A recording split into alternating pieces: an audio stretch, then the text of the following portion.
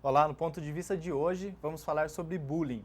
E eu recebo aqui a psicopedagoga Débora Corigliano. Bem-vinda, Débora. Obrigada. E a diretora do Colégio Adventista de Campinas, Marlene Ler. Bem-vinda, Marlene. Obrigada. Bom, a primeira pergunta, acho que pode ser para Marlene, é o que a gente pode classificar como sendo bullying?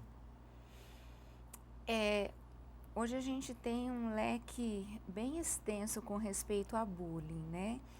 Como esse é um comportamento que vem se agravando, né, nos últimos anos, bullying é todo aquele tipo de comportamento que intimida o outro.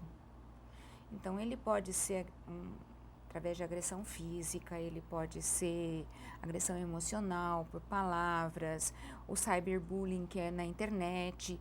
Ele sempre faz com que a vítima se sinta menor, diminuída, perseguida.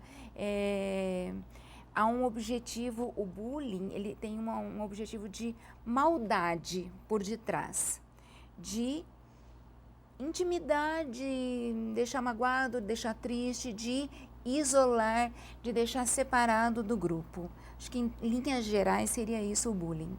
No início de janeiro, a gente teve no estado de São Paulo um caso de um jovem de 17 anos que ele foi morto por outros dois jovens, também de 17 anos, que alegavam que sofriam bullying dele, dessa vítima que foi morta. Então o bullying ele pode ser praticado contra um grupo de pessoas? Pode. Ele tanto pode ser de um para um grupo de pessoas, como de um grupo de pessoas para um, e grupos contra grupos. Tanto hoje, todas as formas elas são possíveis. E Débora, o bullying ele fica somente na fase escolar ou não? Ele pode se estender para fora? Não, pode. Existem também o bullying familiar, que é aquela pressão dos pais, aquele apelido, né? Aquela coisa forte que o pai fala, você é um bagunceiro, você é uma desordeira, ou você é um gordo, ou você não estuda. Então tem o bullying familiar e tem o bullying profissional, o bullying na vida adulta também. E qual que é a faixa etária que é mais atingida? Adolescência, na fase da pré-adolescência e adolescência é uma fase onde os jovens por si só, vamos dizer assim, num caminho natural, eles já se sentem em conflito, né, com si mesmo, com seu corpo, com seus pensamentos, com seus ideais. Então eles estão sensivelmente abertos a esse tipo de coisa. No colégio é assim também? São mais com os adolescentes do que com as Sim, crianças? são mais os adolescentes. Não quer dizer que a gente não tenha casos com crianças, mas a faixa etária que é bem maior é exatamente entre os adolescentes. E normalmente na mesma faixa de idade, na mesma sala, entre os pares, entre eles mesmos, os amigos, os colegas de classe. É difícil, não que não aconteça, mas é difícil acontecer de uma sala para outra, por exemplo. Geralmente são pessoas do convívio. Exatamente, com pessoas do convívio. E é mais na pré-adolescência, no começo, entra até os 15 anos, tem alguma diferença, 14, 15 ou depois? Pré-adolescência, adolescência, um pouquinho depois, ali a partir de uns 10, 11 anos, a gente já começa a ver assim alguns casos bem fortes e eles mudam um pouco na forma de agir. Os mais novos na pré-adolescência e os adolescentes já ali por volta de 15, 16 anos, eles têm formas diferentes de agir. Os menores usam mais a agressão física, o roubo, o tirar o lanche ou tirar o dinheiro do lanche. Os mais velhos já é uma intimidação mais psicológica, é eliminar do grupo, não escolher para fazer um trabalho junto, ou na educação física, quando vão se formar os times, eles fazem de propósito para deixar um único fora ou dois fora dos times. Então eles têm uma forma mais sutil, não convida para festa de aniversário, aí tem a questão da internet. Então são maneiras diferentes de agir, mas existe em todo esse período. E, Débora, no seu caso, que você atende esses tipos de pessoas que sofrem com bullying, são mais meninos ou meninas as vítimas? Olha, eu tenho no consultório os dois. Tenho tanto os meninos quanto mais meninas. E a forma de reação é igual dos dois? Não é. A forma de reação não é, né? Eu vejo assim que o menino, ele se sente assim por aquela questão do machismo, do eu ter que resolver e não conseguir, acaba ficando muito mais pesado. Porque a menina tem a coisa da fragilidade e o menino não. Então, ele sente que ele tem que resolver sozinho e que ele não consegue. E isso vai virando uma bola de neve e vai ficando mais pesado e mais difícil de resolver. Aí acaba tendo agressão física, como a gente teve até Nesse caso de morte. Que eu acho que foi esse caso. Eu não sei detalhes, mas eu acredito que seja assim. A coisa foi aumentando até chegar nesse extremo. E na escola, no convívio diário, Marlene, qual que é o tipo de ofensa mais comum que você vê lá? Olha, a briga, né, a agressão física, não a briga. É bom a gente diferenciar as duas questões. Nem toda briga é bullying. Às vezes ali é só, eles estão medindo força, eles estão disputando alguma coisa, né? Então a briga a gente trata de uma forma. A agressão física contínua, que intimida, essa então a gente pode caracterizar como bullying, né? Agressão física é comum na escola, está aumentando muito, eu senti isso já no ano passado, o bullying, o cyberbullying, que é o bullying pela internet. E aí os pais, isso acontece normalmente fora da escola, mas os envolvidos estão na escola. E aí, quando os pais descobrem, eles procuram a escola desesperados porque eles não sabem nem como lidar com o assunto, especialmente entre as meninas, mas também envolve meninos na internet. E mais esporadicamente, essa questão do tirar o lanche, deixar a criança sem comer, e especialmente o menino, porque em casa nós ainda temos uma reação bem diferente dos pais em relação ao que os filhos trazem para casa. Pela fragilidade das meninas, logo os pais se comunicam com a escola, vêm à escola. Os meninos, eles levam mais tempo e eles acabam sofrendo, às vezes, por mais tempo, porque ele tem vergonha de contar, porque tem medo de ser ridicularizado pelo próprio pai. Não, você é homem, você é menino, você enfrenta isso, tem que resolver isso. Então, a escola acaba demorando um pouco mais para saber o que está acontecendo. Nós temos a questão do transporte escolar também, né? O assunto acontece, o problema acontece dentro do transporte. E a gente também demora para saber que está acontecendo alguma coisa lá, a família demora. Então, esses casos são, assim, os mais evidentes que a gente Vocês conseguem perceber e agir sem que alguém tenha que ir lá e falar que aconteceu alguma coisa do tipo? Com certeza. E para isso, a gente depois vai falar sobre isso, como a gente trabalha dentro da escola até essa questão da prevenção. Não significa que a prevenção vai resolver todos os problemas. Agora, para a gente encerrar, uma última pergunta que daí é para as duas. Qual a diferença do bullying para o racismo e para outros tipos de injúrias, por exemplo? Pode começar com a Marlene respondendo ou depois a Débora. Tá difícil da gente diferenciar isso hoje, porque na realidade a questão do racismo, ela é uma questão cultural que vem e às vezes vem, né, já de família. Só que hoje, como é essa questão cultural, antigamente o racismo nunca foi tratado como bullying, mas hoje eles estão se fundindo. Então, eles estão sendo tratados mais ou menos da mesma forma e acontecem da mesma forma dentro da escola. Então, isso, eu vejo por aí também, que eu penso assim, o racismo é uma coisa que, por exemplo, eu sou negra, isso eu não posso mudar. É a minha raça, eu respeito, eu gosto, eu sou assim e vou morrer assim. Então, quando a gente pensa nessa questão do bullying, o bullying são algumas coisas que podem ser mudadas. O gordo pode emagrecer, o de óculos pode tirar o óculos. Eu posso querer melhorar aquilo que está me afetando emocionalmente. No caso do racismo, não.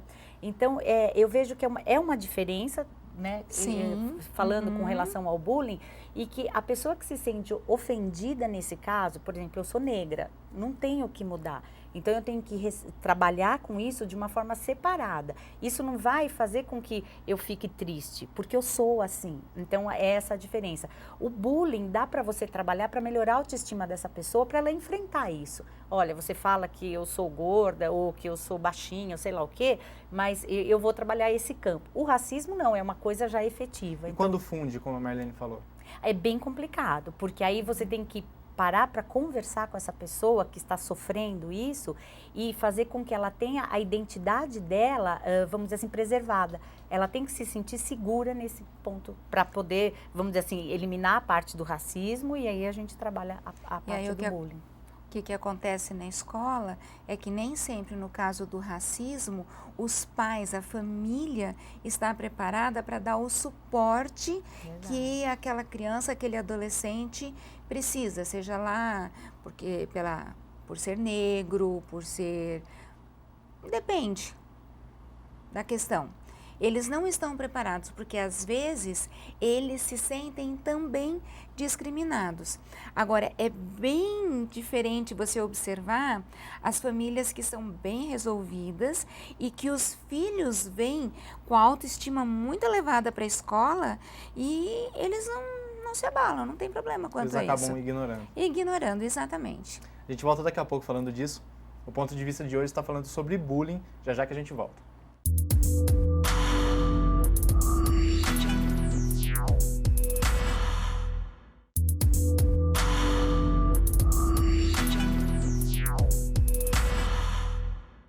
Estamos de volta com o ponto de vista, falando hoje sobre bullying. Nessa volta eu queria saber, aí acho que as duas podem responder, tanto a Marlene quanto a Débora, se existe um perfil daquele que comete bullying, Débora.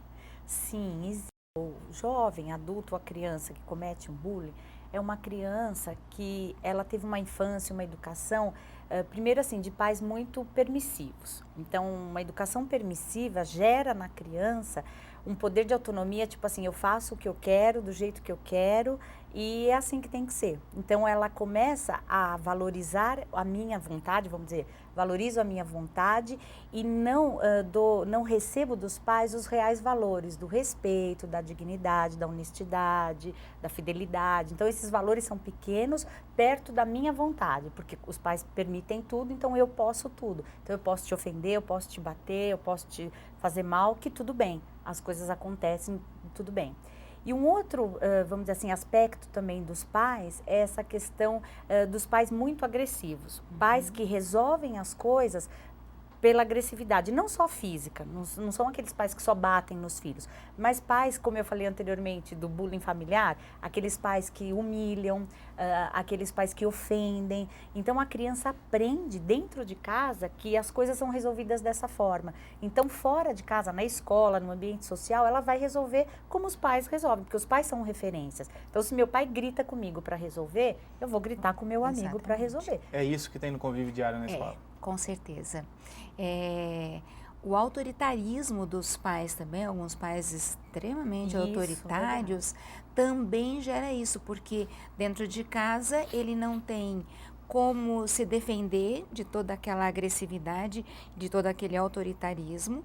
Então ele vem para a escola e ele vai descontar, ele vai colocar para fora aquela raiva que ele tem, colocando em cima de outro, né, alguma outra criança ou adolescente. E a outra questão que a gente percebe bem na escola é que quando a gente às vezes chama os pais, a gente demora para descobrir como é o comportamento dentro de casa, porque os pais omitem isso.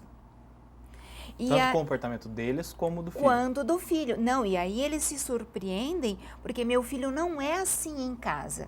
E é bem provável que não seja mesmo, porque como eles têm um tratamento autoritário, agressivo, e aí a criança ou adolescente, eles não reagem ou não podem reagir, então eles dizem, não, meu filho não é assim em casa. Mas aí ele vai ser na escola. E só completando, desculpa, o que ela falou, e quando chega no consultório, quando você tem esse tipo de pais, quando você chega no consultório e aí você começa a conscientizar, porque o pai quando chega no consultório, ele fala, meu filho tem problema, né? Não é a família. E isso, quando a gente fala de uma criança, é pertinente à família, não dá para falar, a criança tem problema, a família está numa situação problema. E aí, quando eu coloco para o pai, olha, vamos pensar primeiro no comportamento de vocês. Então, eu quero três momentos com vocês. Os pais, mas nós somos normais, a gente faz assim, tem a regra, tem o limite, tem isso, nada acontece. Não, vamos começar, porque não adianta, eu posso ficar com essa criança no consultório por 3 anos, mas se não tiver uma atitude dos pais e também a parceria com a escola, não se resolve. E o perfil de quem sofre o bullying, como é que é? É igual, é idêntico? Vem da família já ou não? Sim, o perfil de quem sofre é aquela criança extremamente passiva, é a criança tímida, é a criança que não, em casa, ela não teve oportunidade de expressar o seu sentimento, a sua opinião, as suas vontades. Então, ela veio assim numa situação onde ela está acostumada a que terceiros tenham interferência sobre tudo. Então, é aquela criança, você quer isso ou aquilo? Não sei. Você gosta de... Eu não sei. Tá tudo bem. Então, é uma criança que ela é extremamente passiva, né? E que aí ela acaba, nesse primeiro momento que ela recebe, vamos dizer, a primeira briga na escola, ou a primeira ofensa que ela tem na escola, para ela tudo bem, porque ela está acostumada com isso. Então, existe realmente essa diferença no perfil. É isso, Só que daí o que acontece? Ela começa a entrar em sofrimento, e ela não consegue se defender, não leva isso para casa porque ela já é tímida por natureza e toda a situação, não há um diálogo aberto dentro de casa do tipo, como foi seu dia, o que aconteceu, você está feliz, você está triste, então não há uma estimulação por parte da família. Esse seria o comportamento correto da família? Da vítima de bullying? Isso, da família, desculpa, em todo momento. De todo momento, porque o que a gente percebe bem hoje na escola, e com certeza você sente isso no consultório, é que muitas das crianças e dos adolescentes, os pais não conhecem os filhos. Nós na escola, pela convivência, acabamos conhecendo mais, o consultório, ela conhece mais a criança e acaba até sabendo exatamente o que está acontecendo dentro da família do que os próprios pais. Então, quando a gente começa a confrontar os pais e o que está acontecendo e tudo mais, quando eles dão uma abertura, você vê que assim, o problema é muito maior do que ele realmente aparecia. Na escola, às vezes a gente vê a ponta só do iceberg. É verdade. Eu tenho uma palestra que eu faço aos pais e eu falo justamente isso, que são 4 pontos importantes que os pais devem ter a todo momento dentro da relação filho, família, harmonia familiar. E um desses pontos é justamente a observação, porque eu sinto assim muito presente pais que não observam seu filho. Então, se você perguntar qual o super-herói do seu filho, qual a cor predileta do seu filho, a comida que ele mais gosta, tem pais que não sabem. Na minha ficha do consultório, eu sempre peço assim, me dê 10 qualidades do seu filho. E tem pais que olham para mim e ficam pensando, 10, peraí, ele é bonzinho, ele é carinhoso, e fica aquele E aí eu falo, bom, então você está aqui, quais são as, vamos dizer assim, 10 itens ou 10 defeitos, vamos dizer, 10 coisas que você não gosta. Dão 12, dão 15. Então, o defeito está ali latente. Agora, as qualidades e o jeito dessa criança, isso os pais realmente, isso precisa ser falado muito para que eles tenham essa atitude da observação. Aí a gente entra no papel da escola. Qual que é o papel da escola em tudo isso? Tanto em combater o bullying, quanto melhorar essa relação da família com o filho? Bom, o que a gente procura fazer na escola, primeiro, o grupo todo que trabalha dentro da escola, ele precisa ser treinado. O professor, a gente faz um trabalho de projetos com os professores de todas as faixas etárias, a gente desenvolve, a gente faz palestras, então a gente prepara o grupo de monitores, para que eles observem, para que os professores observem. Então, é bastante interessante que às vezes a gente descobre o bullying ou algo que está acontecendo antes que a criança se manifeste, antes que a família venha. Porque então o professor chega para o orientador educacional e diz, olha, eu estou preocupada com o professor, estou preocupado com o aluno tal. Ele está isolado, ele não está interagindo com o grupo, os monitores ficam, por exemplo, de olho, e isso já aconteceu mais de uma vez, quando de repente vem que uma criança tem o seu lanche roubado. Opa, peraí, o que está acontecendo aqui? Tem alguma coisa errada. Tem alguma coisa errada. Então, é um trabalho de prevenção, de planejamento. Isso envolve também a pontualidade dos professores em sala de aula, para que eles não estejam sozinhos em lugar nenhum por muito tempo, porque é exatamente nesses períodos em que as coisas acontecem. No colégio adventista, na hora do intervalo, os monitores passam e tiram todos os alunos da sala e fecham a sala, para evitar que aconteça alguma coisa dentro da sala que o professor não está ali, não viu, e eles também, monitores, não viram. E existe algum treinamento específico? Desculpa te cortar. Tanto para professor quanto Sim, a gente faz treinamento específico, com palestra com psicólogo, com pessoas da área, que possam estar ajudando. Nós recentemente fizemos, o ano passado, uma capacitação com todo o grupo de funcionários, com uma psicóloga que tem um livro muito prático sobre a questão do bullying, para poder ajudar a identificar. E aí tem a questão, identificado, aí então chamar a família, e aí tentar descobrir o que está acontecendo, os grupos envolvidos. A gente faz um outro trabalho paralelo, como nós somos uma escola confessional, nós temos um capelão na escola. Então o capelão está envolvido em todos esses casos.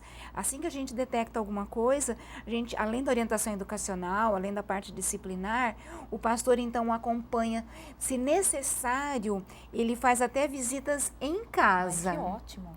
Porque então isso ajuda a diminuir bastante, mas não significa que a gente não tenha problemas. E um outro ponto que a gente tem, as escolas particulares, lógico, elas têm um suporte maior, mas no caso das escolas municipais e estaduais, como é que fica? Realmente é bem mais difícil, né? Porque existem os profissionais, o orientador pedagógico, Sim. a parte de coordenação, a parte da direção, mas, vamos dizer assim, esse treinamento específico, isso que a Marlene está colocando é um privilégio, né? É uma escola que tem realmente, vamos dizer assim, um grupo que tem essa ação dentro da escola. Nas escolas municipais são poucas. Algumas escolas que eu conheço, até que eu recebo algumas crianças também, existe, né? O bullying existe em todo lugar, isso não dá para fazer. O olhar do professor é importantíssimo, porque o professor é o primeiro que vai detectar. Então, esse trabalho, como você havia falado anteriormente, né, essa ação preventiva, ela é importantíssima. Ela tem que acontecer justamente para isso, para que esse professor, ele seja o primeiro a levantar a bandeira. Opa, sinal amarelo, alguma coisa está acontecendo aqui. Então, eu vou pedir ajuda à minha orientação, à minha coordenação, vou indicar a família, tem a parte pública do SUS, que tem esse trabalho, é muito mais demorado, mas existe também esse trabalho de ajuda com psicólogo, com terapeutas, com psicopedagogos, que podem também ajudar na escola e também ações na família. Para a gente retomar um pouco o assunto daí das vítimas de bullying, quais são as consequências psicológicas para elas? Muitas, né? Eu recebi, alguns anos atrás, uma menina no consultório que o sofrimento dela era tanto com relação ao bullying na escola que ela se cortava. E esse se cortar, ele vinha numa forma assim, a dor do corte acaba. Então, no tempo que a gente conversava tanto, eu conversava com ela, ela falou, não, mas aqui eu me corto, sai sangue, arde quando eu tomo banho, arde quando alguém pega, mas em 2 dias acaba. E o que ela estava sentindo, eu fico até meio sensibilizada com isso. E o que ela estava sentindo, essa pressão na escola era tanta que essa dor não acaba. Então, é muito forte isso, né? Então, a gente tem que realmente trabalhar essa questão do emocional e não dá para ser, como eu falei anteriormente, isolado. Não adianta ir ao consultório, não adianta só a escola ter uma atitude e não adianta só a família em casa. E tem que existir aí uma união para que isso caminhe, seja rápido, que a criança eleve a sua autoestima, que ela se perceba nesse contexto e perceba que ela tem ajuda, que ela tem alguém ali dando a mão para que ela não está sozinha. Então, isso é importantíssimo, porque senão a gente tem índices aí até de crianças e jovens que se suicidam porque não conseguem resolver essa questão. E aí, quando a gente para olhar depois de, vamos dizer assim, uma tragédia dessa, poxa, tinha tanta coisa a ser feita, né? Tantas ações que poderíamos fazer para ajudar esse jovem e ele se perdeu nesse caminho sozinho e não teve ajuda e chega a uma tragédia dessa. comportamental na escola, Marlene, como é que fica? Além do isolamento, o rendimento diminui, acontece alguma coisa? Com certeza, porque daí ele está afetado psicologicamente, isso vai refletir em todas as áreas da vida. E essa é outra questão também que os professores observam. Caiu o rendimento, não está conseguindo, às vezes um aluno que fazia tudo não está fazendo mais, está com dificuldade de concentração, aí o isolamento. Então, todo esse olhar do professor que está ali direto com o aluno, ele é passado para a gente, para que as ações possam ser tomadas para que essa criança não fique em sofrimento. Tá já, a gente volta já já. Ponto de vista de hoje está falando sobre bullying. Daqui a pouco a gente volta.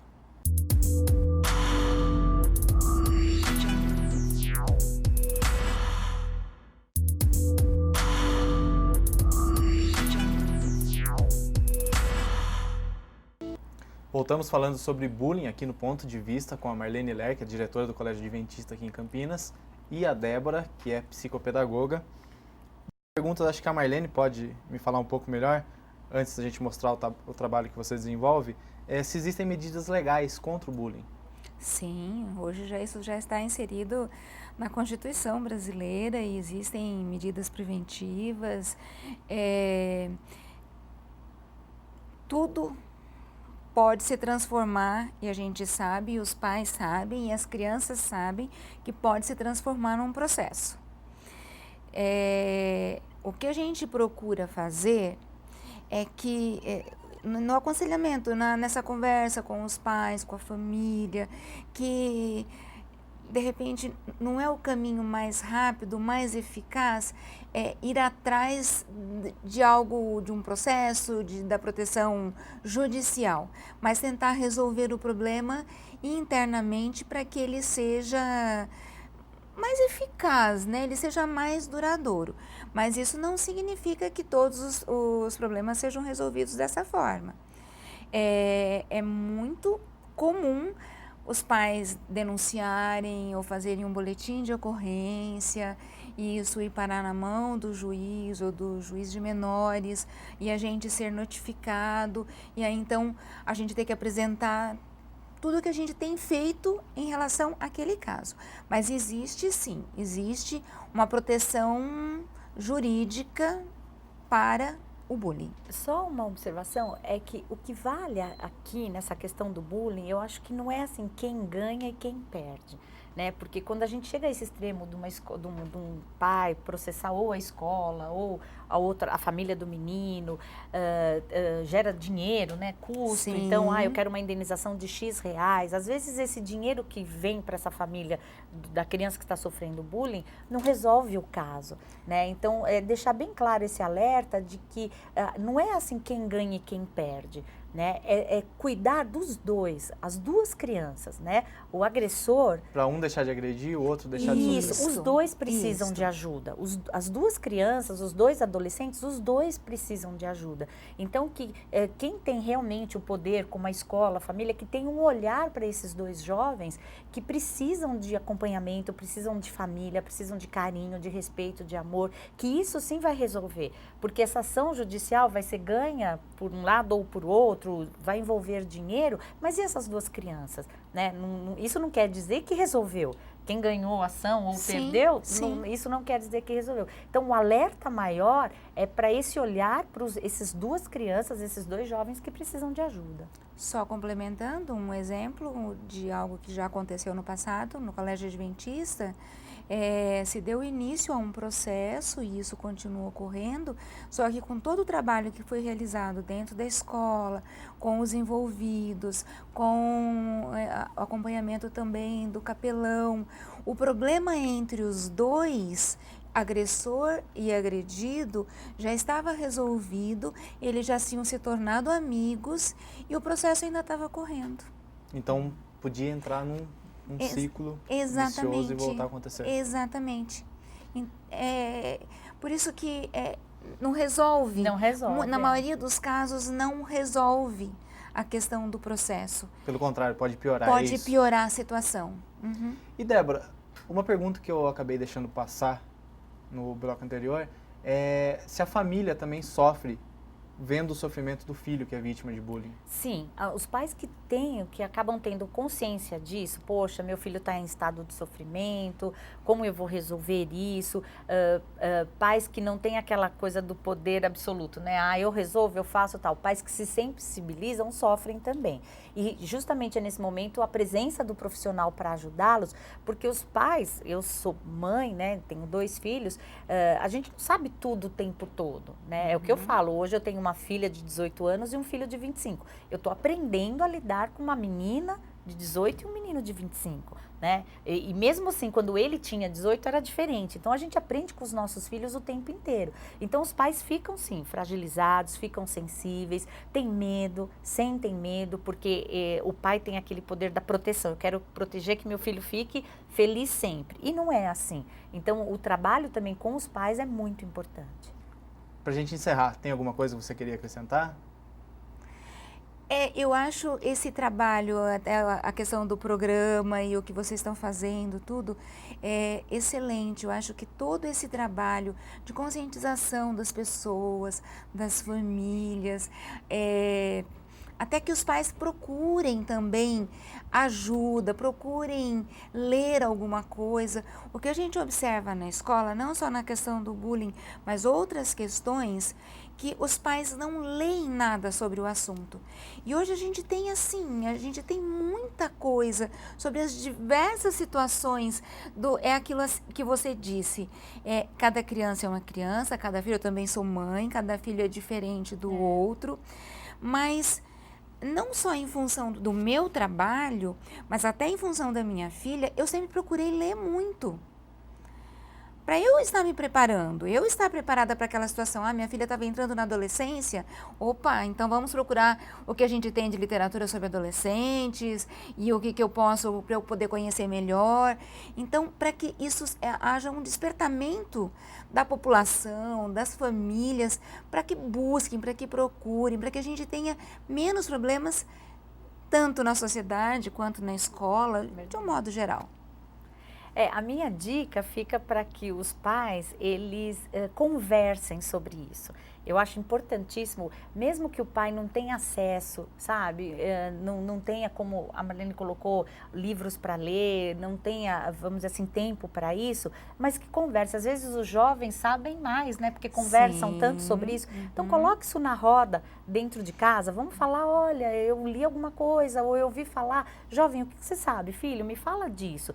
Tem isso na sua escola? Começa a perguntar, a conversar, porque aí dá a oportunidade para a família, os pais principalmente, perceberem o que o filho sabe disso, se ele vê acontecer, qual é a opinião dele, importantíssima sobre isso, porque, não, olha, o meu amigo, ele maltrata o fulano de tal. O que você acha disso? Né, para ver o papel do seu filho, bom, eu sou a favor do que maltrata ou eu sou a favor daquele que está sofrendo, né?